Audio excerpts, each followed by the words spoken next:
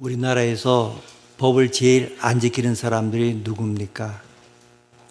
거짓말을 잘하는 사람들이 누굽니까? 아마 위정자들이나 정치인들일 것입니다. 특별히 국회의원들일 것입니다. 우리나라 국회는 난장판 국회로 유명하기도 했습니다. 툭하면 단상을 점거하고 몸싸움을 벌이고 심지어는 폭력을 휘두르기까지 했습니다. 여당이든 야당이든 집권을 하게 되면 집권 상정으로 입법을 강행 처리하고 점거 농성과 용역 동원, 때로는 금식 투쟁으로 이를 막아왔습니다. 그래서 그때 당시에는 주변에 힘께나 쓰고 싸움 잘하는 사람이 있다면 국회로 보내야 한다고 말했습니다. 법을 만드는 국회의원들이 정작 약속을 지키지 않습니다. 자기들의 이익을 위해서는 전혀 이의 없이 의견이 일치가 되지만, 그리고 자기의 모든 잘못을 합법하기 위해서 자기들 마음대로 법을 만들어 냅니다마는, 그러나 당시 이 당의 이익을 위해서는 합의한 약속도 지키지 않습니다. 약속을 했다고 하면 지켜야 합니다. 약속만 하고 지키지 않는다면 그 약속은 아무런 의미가 없는 것입니다. 고린도교회 성도들이 그랬습니다. 이들은 사도 바울로부터 예루살렘 교회가 경제적인 어려움 가운데 있다는 소식을 들었습니다. 그래서 어느 교회보다도 먼저 예루살렘 교회를 위한 구제 헌금을 작정을 했습니다. 고린도 교회의 이런 결정이 신선한 동기가 되어서 다른 많은 교회들도 예루살렘 교회를 돕는 일에 동참하게 되었습니다. 그런데 고린도 교회는 구제 헌금을 작정한 지 1년이 지나도록 실행하지 않았습니다. 오늘 10절 하반절에 보게 되면 너희가 1년 전에 행하기를 먼저 시작할 뿐 아니라 원하기도 하였은즉 말씀하고 있습니다. 이 고린도 교회 성도들 보게 되면 강요에 의해서가 아니라 자신들 스스로 원해서 구제헌금을 작정을 했습니다. 그런데 1년이 지났음에도 불구하고 약속을 지키지 않고 있었습니다. 그래서 바울은 디도 편에 눈물의 편지를 써서 보냈고, 또 다시 편지를 보내서 기근과 핍박으로 인해서 고통당하고 있는 예루살렘 교회를 속히 도와줄 것을 강력하게 권면하고 있는 것입니다. 이것이 바로 고린도후서 8장과 9장의 내용입니다. 바울은 예루살렘 교회를 돕는 일을 구제라 말하지 않습니다. 은혜라 이렇게 표현하고 있습니다. 6절 말씀 함께 읽습니다. 6절입니다. 그러므로 우리가 디도를 권하여 그가 이미 너희 가운데서 시작하였은즉 이 은혜를 그대로 성취하게 하라 하였노라. 아멘. 여기서 이 은혜라고 하는 것은 바로 예루살렘 교회를 돕는 헌금을 말합니다. 이 은혜를 그대로 성취하게 하라는 말은 핍박과 기근으로 인하여 고통 중에 있는 예루살렘 교회를 돕기에 작정한 그 헌금을 속히 하라는 것입니다. 바울은 7절에서도 예루살렘 교회의 부족함을 보충해주는 나눔을 은혜로 이렇게 표현하고 있습니다. 7절 말씀 함께 읽습니다. 7절입니다. 오직 너희는 믿음과 말과 지식과 모든 간절함과 우리를 사랑하는 이 모든 일에 풍성한 것 같이 이 은혜도 풍성하게 할지니라. 아멘. 뿐만 아니라 마게도냐 교회 성도들이 환난과 극심한 가난 가운데서도 풍성한 연보를 해서 예루살렘 교회를 도왔는데, 그것 역시 하나님이 마게도냐 교회에 주신 은혜라 이렇게 표현하고 있습니다.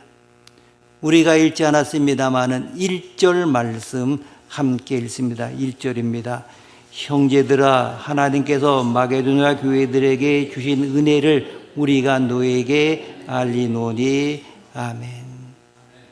우리가 성경을 보게 되면 이와 같이 다른 사람을 돕는 일을 구제라 표현하지 않고 은혜라 이렇게 표현하고 있습니다. 바울이 예루살렘 교회를 돕는 일을 은혜라고 표현한 데는 이유가 있습니다. 그것은 은혜를 입은 자만이 나눌 수 있고 나눔이 곧 은혜이기 때문입니다. 그래서 바울은 고린도 교회 성도들에게 이 은혜를 그대로 성취하라, 이 은혜를 풍성하게 하라, 이렇게 말하는 것입니다. 예수님도 이와 같이 말씀하셨습니다. 사도행전 20장 35절 말씀 보게 되면 주 예수께서 친히 말씀하신 바 주는 것이 받는 것보다 복이 있다 하심을 기억하여야 할지니라. 아멘. 여러분 분명히 기억하십시오. 나눔이 곧 은혜입니다.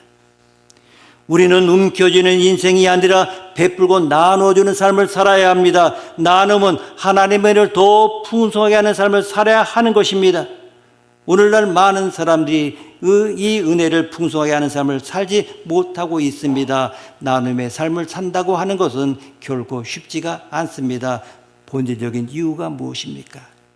우리 안에 있는 타락한 죄성 때문입니다. 하지만 표면적인 이유가 있습니다. 자신이 다른 사람보다 넉넉지 못하다고 여기는 것입니다. 다른 사람에 비하여 아는 것도 없고 가진 것도 없기 때문에 나눔의 삶을 살 수 없다고 말합니다. 여러분 정말 그럽니까? 오늘 본문에 나오는 두 교회의 마게도냐 교회와 고린도 교회를 비교해 보게 되면 먼저 고린도 교회를 살펴봅니다.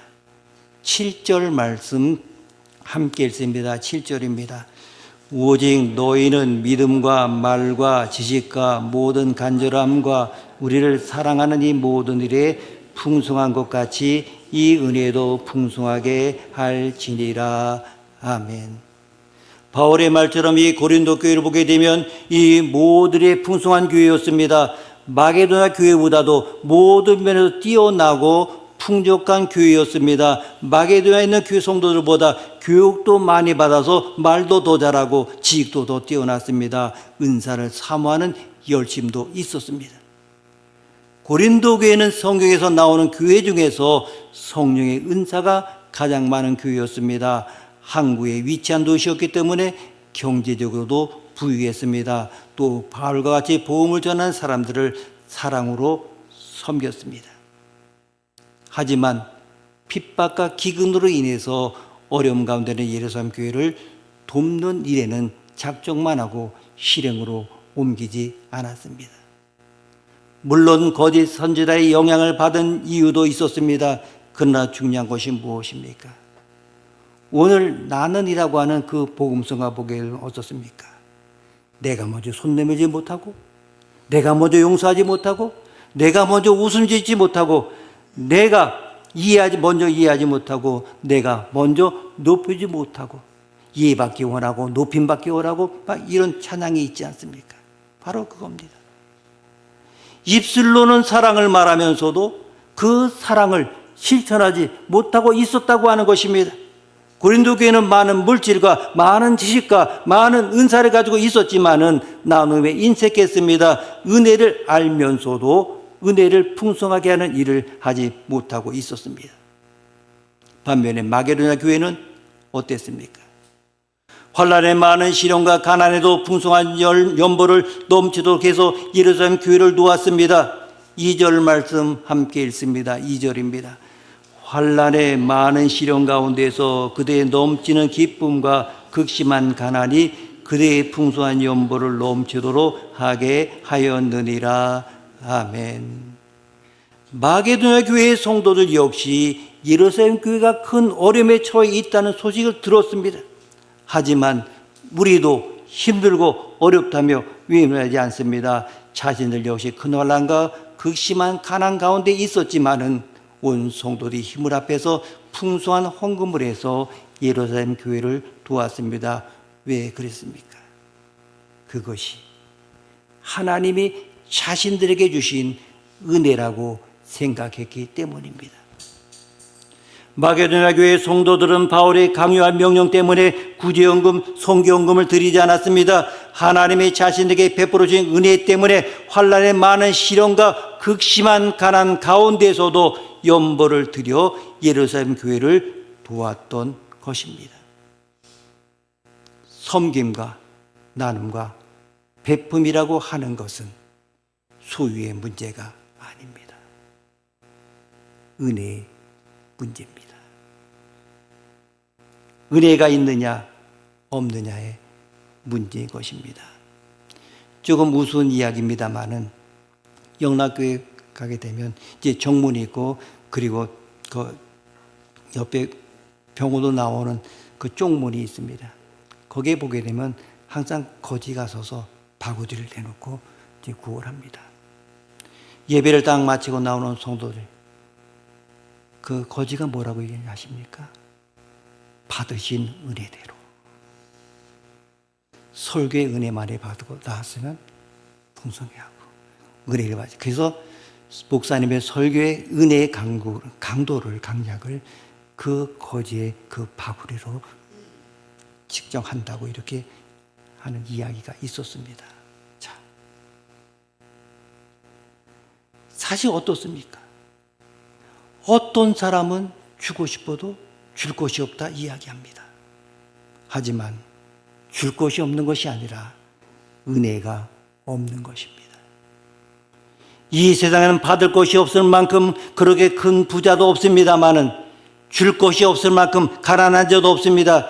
여유가 있어서 남을 섬길 수 있는 사람 없습니다. 어쩌면 우리는 평생 동안 물질적 여유가 없이 살 수도 있습니다. 그럼에도 불구하고 은혜로 구원받고 은혜로 살아가는 우리는 더욱 나눔을 통하여 은혜를 풍성하게 하는 삶을 살아야 합니다. 나눔과 베품이라고 하는 것은 은혜입니다. 우리는 은혜를 풍성하게 하는 삶을 살아야 됩니다. 우리 주 예수 그리스도의 은혜 때문입니다. 9절 말씀 함께 읽습니다. 9절입니다. 우리 주 예수 그리스도의 은혜를 너희가 알거니와 부유하신 이로써 너희를 위하여 가난하게 되심은 그의 가난함으로 말미암아 너희를 부유하게 하려 하심이라. 아멘. 바울은 고린도 교회 성도들에게 우리 주 예수 그리스도의 은혜를 말씀하고 있습니다. 이는 부유하신 이로써 우리를 부유하게 하시기 위해서 가난하게 되신 것입니다. 예수님은 창조주 하나님이십니다. 누구보다 부유하신 분입니다. 그런데 그 부유하신 예수님이 우리를 위하여 가난하게 되셨습니다. 예수님은 하늘의 보좌 영광을 버리고 이 땅 가운데 인간의 몸을 입고 찾아오셨습니다. 뿐만 아니라 예수님은 냄새나고 지저분한 말구 위에서 태어나셨습니다. 세상을 만드신 창조주 하나님이 여우도 굴이 있고 공중에서도 거처가 있으되 인자는 머리 둘 곳이 없다 말씀하실 만큼 가난한 삶을 사셨습니다. 반세계된 성전세를 낼 수 없을 정도로 가난했습니다. 마침내 예수님은 자신이 입고 있던 옷마저도 다 빼앗기고 자신의 몸 안에는 피까지 다 쏟으신 후에 십자가에 달려 죽으셨습니다. 죽으면 어떻습니까? 장사 지낼 무덤이 없어서 남의 무덤에 장사를 지낼 만큼 가난하였습니다. 예수님은 정말 가난한 자로 이 땅에 오셨고 가난한 자로 사셨고 가난한 자로 죽으셨습니다. 부유하신 예수님이 왜 이토록 가난하게 되셨습니까? 그의 가난으로 말미암아 우리를 부유하게 하시기 위함입니다. 9절 하반절에 보게 되면 그의 가난함으로 말미암아 너희를 부유하게 하려 하심이라. 아멘. 하나님이 인류를 위해 창조하신 에덴 동산에는 가난이 없었습니다. 모든 것이 넉넉하고 풍족했습니다. 하나님은 인류에게 모든 것을 다스릴 수 있는 특권과 함께 모든 채소와 모든 나무 열매를 먹을 수 있는 풍요로움을 주셨습니다. 그런데 어떻습니까? 아담의 죄로 인하여 에덴 동산에서 추방당함으로 가난이라고 하는 형벌을 피할 수 없게 되었습니다. 그래서 아담의 후손인 우리는 땀을 흘려야 식물을 먹게 되는 물질적인 가난에 처하게 되었습니다. 뿐만 아니라 이 땅이 저주를 받아서 가시나무와 엉겅퀴를 되게 되는 환경적 가난 가운데 처하게 되었습니다. 더 나아가 하나님과의 교제가 단절되어서 하나님과 멀어지는 영적인 가난에 처하게 되었습니다. 인간을 비참하게 만든 것 중에 하나가 바로 하나님을 부인할 수 없습니다. 오늘도 가난 때문에 죽어가는 사람들 얼마나 많습니까? 아프리카의 수많은 아이들이 먹지 못해 죽어가고 있습니다. 북한에는 동포들도 마찬가지입니다. 우리는 물질적인 가난만 생각하는데 사실 성경에는 환경적인 가난뿐만 아니라 영적인 가난도 함께 언급하고 있습니다. 주님은 이 모든 가난을 담당하셨습니다. 부유하신 자로서 우리를 부유하게 하시기 위하여 가난하게 되셨습니다.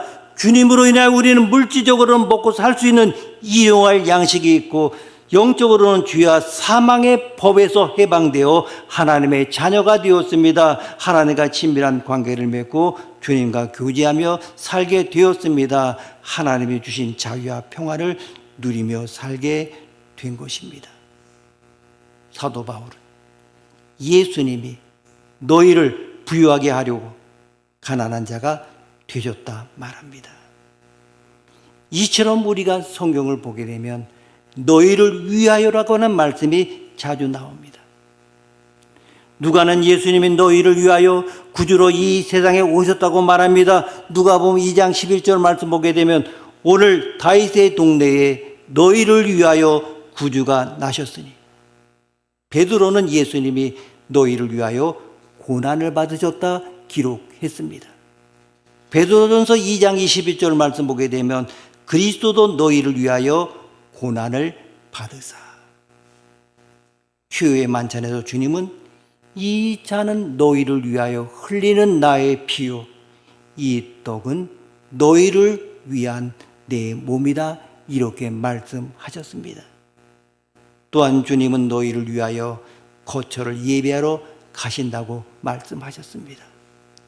요한복음 14장 3절 말씀 보게 되면 가서 너희를 위하여 거처를 예비하면 내가 다시 와서 너희를 내게로 영접하여 나 있는 곳에 너희도 있게 하리라. 아멘. 이처럼 예수님의 생애는 온통 우리를 위하여 바쳐진 삶이었습니다. 우리는 분명 이 사실을 잊어서는 안 됩니다. 정말 우리의 삶에 이해되지 않는 일들이 일어난다 할지라도 주님이 우리를 위해 일하고 계시다는 그 사실을 믿어야 합니다. 여러분, 아브라함을 보십시오. 하나님이 100세에 낳은 아들 이삭을 바치라고 말씀하셨습니다. 요셉은 형들에게 미움받고 애굽으로 팔려갔습니다. 보디발 아내의 유혹을 물리쳤지만 누명을 쓰고 감옥에 갇혔습니다. 정말로 이해가 되지 않습니다. 하지만 그 모든 결과를 보게 되면 그 모든 것이 다 너희를 위하여였습니다. 지금 여러분의 삶 가운데 일어나는 일들이 이해가 되지 않습니까? 낙심하지 마십시오. 포기하지 마십시오. 우리에게는 분명한 해답이 있습니다. 무엇입니까? 주님이 너희를 위하여 곧 우리를 위해 일하고 계시다는 사실입니다.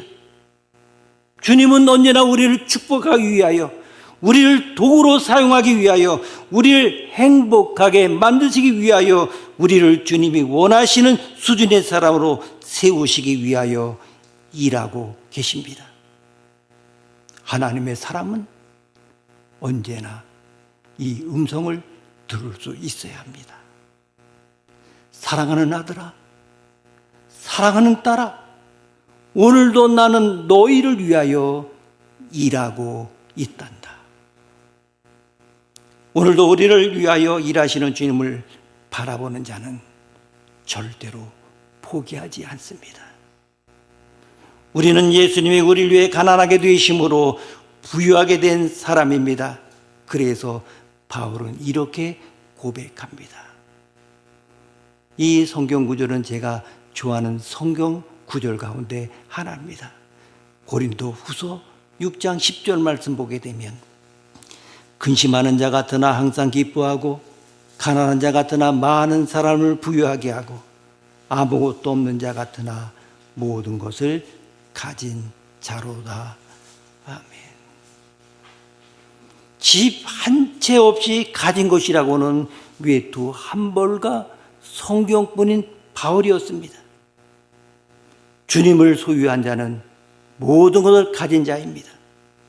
우리에게 필요한 인생의 모든 것들이 우리 안에 계신 예수 그리스도 그분 안에 있기 때문입니다. 일하는 것이 기도요, 기도가 일하는 것이라고 하는 설교로 유명한 아르헨티나의 후안 카를로스 오르티지가 쓴 책 중에 이런 내용이 있습니다. 더 받을 것이 없습니다. 그리스도만으로 충분합니다. 우리 인생의 해답이 되시고 우리 삶의 이유가 되시고 우리를 부유하게 하시기 위하여 가난하게 되신 예수님이 우리 안에 계신다면 우리는 더 이상 받을 것이 없습니다. 하나님이 우리에게 주신 그 많은 은혜를 나누는 일만 남았습니다. 주님은 우리를 부유하게 하시기 위하여 진히 가난하게 되었습니다.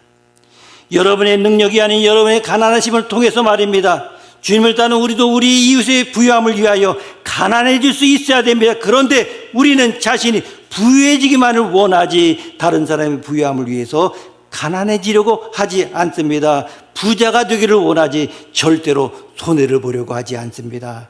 그러나 주님을 따르는 우리는 이웃을 부유하게 하기 위해서 때로는 손해도 볼 수 있어야 합니다. 나눔을 통하여 풍성한 은혜를 누리는 삶을 살아야 합니다. 나눔과 베품이라고 하는 것은 공동체 안에서 부족한 것을 서로 보충해서 균등해질 수 있는 은혜가 임하게 합니다. 실리콘밸리에서 성공한 창업가들 사이에는 먼저 베풀기라고 하는 이 불문율이 있습니다. 투자자가 신생 기업에게 대가 없이 정보를 주거나 멘토링을 하는 그러한 문화입니다. 흥미로운 점이 뭐냐면 이들은 도움을 준 사람에게 갚으라 이렇게 하지 않고 나중에 당신이 성공하면 다른 누군가에게 이 호의를 갚으라고 말한다는 것입니다. 세상의 비즈니스 모델조차 순환이 생태계를 살린다고 하는 것을 알고 있습니다. 하물며 만물의 주인이신 하나님의 백성들이 내 주머니에만 집착한다면 그것은 영적인 생태계를 스스로 파괴하는 행위입니다. 우리가 은혜를 흘려보내지 못하는 이유는 하나님을 투자자가 아닌 채권자로만 오해하기 때문입니다. 13절, 14절 말씀 함께 읽습니다. 13절, 14절입니다. 이는 다른 사람들은 평안하게 하고 너희는 공고하게 하려는 것이 아니요 균등하게 하려 함이니 이제 너희의 넉넉한 것으로 그들의 부족한 것을 보충함은 후에 그들의 넉넉한 것으로 너희의 부족한 것을 보충하여 균등하게 하려 함이라. 아멘. 사도 바울은 고린도 교회 성도들에게 너희의 넉넉함으로 예루살렘 교회의 부족한 것을 보충하라고 말합니다. 균등하게 하기 위해서입니다. 이 세상을 보게 되면 언제나 가난한 자가 있고 부자가 있습니다.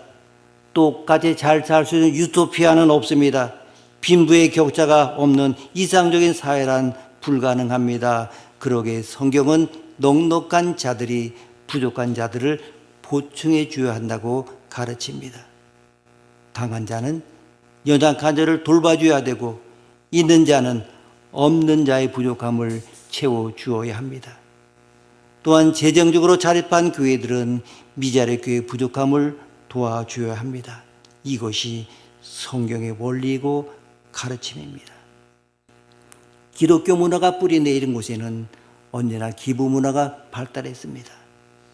억만장자 빌 게이츠는 빈곤 및 질병 퇴치를 위하여 전 재산인 880억 달러 중에 절반에 가까운 400억 달러를 먼저 내놓고 복지재단을 설립했습니다.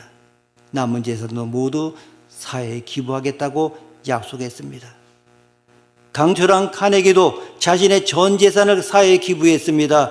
2,500여 개의 도서관을 지어 헌납했고 시카고 대학을 비롯한 12개 종합대학과 12개 단과대학 연구소를 지었습니다. 5천여 개의 교회도 세워 하나님에게 영광을 돌렸습니다. 카네기가 65세가 되었을 때 부자인 채 죽는 것은 정말 부끄러운 일이라고 남은 재산을 모두 사회복지를 위해서 헌납을 했습니다. 에베소 4장 28절 말씀 보면 도둑질하는 자는 반드시 다시 도둑질하지 말고 돌이켜 가난한 자에게 구제할 수 있도록 자기 손으로 수고하여 선한 일을 하라 말씀하고 있습니다. 베풀고 나눔으로 균등한 세상을 만드는 것이 성경의 가르침이고 원리입니다. 하지만 이것은 강요나 명령에 의해서가 아니라 은혜로 인한 자원하는 마음으로 이루어져야 합니다. 열심히 수고해서 주님이 물질의 복을 주시면 그것을 가치 있게 사용하십시오. 가난한 자를 구제하고 베풀고 나누는 일에 사용하십시오. 예수님은 지극히 작은 자, 보잘것없는 자에게 한 것이 그 예수님 자신에게 한 것이라고 말씀하셨습니다. 우주 탐사선이 먼 외계 행성으로 가기 위해서는 엄청난 연료가 필요합니다. 하지만 인류의 기술로는 그 모든 연료를 싣고 갈 수가 없습니다. 이때 사용하는 방법이 슬링샷입니다. 행성의 중력권에 접근해 그 행성의 궤도 에너지를 얻어서 더 빠른 속도로 튕겨나가는 방식입니다. 우리의 나눔이라고 하는 것은 바로 이 슬링샷과 같습니다. 내 힘으로 인생의 목적지까지 가려면 늘 연료, 돈, 에너지가 부족합니다. 하지만 내가 하나님의 은혜라고 하는 그 궤도, 즉 고난받는 이웃이라는 중력권 안으로 들어가서 그들을 위하여 나를 내어 던질 때 오히려 하나님의 더 큰 추진력이 우리의 삶에 개입합니다. 내 연료를 아끼며 제자리에 머무는 탐사선은 결코 목적지에 도달할 수가 없습니다. 타인을 위해 나를 던질 때 우리는 하나님의 가속도를 경험하며 진정한 부여의 세계로 나아갈 수 있습니다. 누가 행복하게 잘 사는 사람입니까? 돈 많은 사람이 아닙니다. 자신이 가진 것을 나누며 사는 사람입니다. 시인 박노해는 나뿐인 사람이 나쁜 사람이라고 했습니다. 또한 존 웨슬리는 감리교도들에게 이 세 가지 경제활동의 원칙을 가르쳤습니다. 될 수 있는 대로 많이 벌어라. 될 수 있는 대로 많이 저축해라. 될 수 있는 대로 많은 이들에게 많이 나누어라. 우리 그리스도인은 은혜 받은 자들입니다. 우리는 이 은혜를 거저받았습니다. 주님의 은혜를 거저받아 누리며 살아가는 자에게 필요한 것은 거저 나눠줄 수 있는 삶의 자세입니다. 많은 은혜를 나누며 풍성하게 하는 삶을 살아가십시오. 나눔의 삶이 끊임없이 이어질 때 주님이 주시는 은혜는 더욱더 풍성해질 것입니다. 기도하시겠습니다. 사랑과 은혜가 풍성하신 하나님 아버지, 오늘 말씀을 통하여 우리 주 예수 그리스도께서 부유하신 자로서 우리를 위해 스스로 가난하게 되신 그 위대한 사랑을 다시금 묵상하게 하시니 감사합니다. 우리가 그동안 고린도 교회처럼 입술로는 사랑과 지식을 자랑하면서도 정작 손을 펴서 나누는 일에는 인색하지 않았는지 되돌아봅니다. 마게도냐 교회 성도들처럼 환난과 극심한 가난 속에서도 넘치는 기쁨으로 은혜를 유통했던 그 믿음을 우리에게도 허락하여 주옵소서. 나뿐인 사람이 나쁜 사람이란 고백처럼 나만을 위한 성을 쌓는 인생이 아니라 하나님의 은혜를 세상으로 흘려보내는 통로가 되게 하옵소서.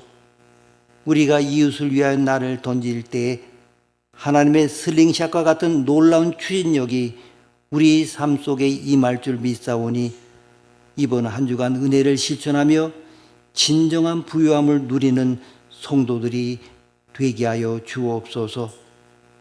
우리를 부욕케 하시는 예수 그리스도의 이름으로 기도드립니다. 아멘. 찬송.